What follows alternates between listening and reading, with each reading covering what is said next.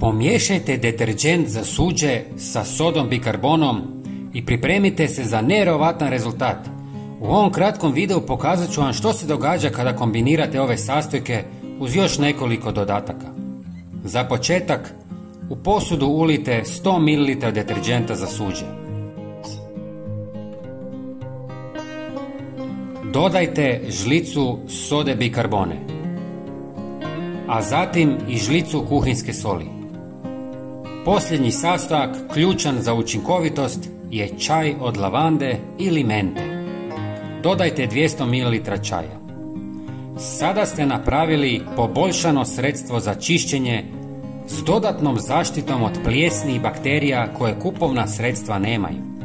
Lavanda prirodno odbija insekte poput moljaca, mrava, žohara i komaraca.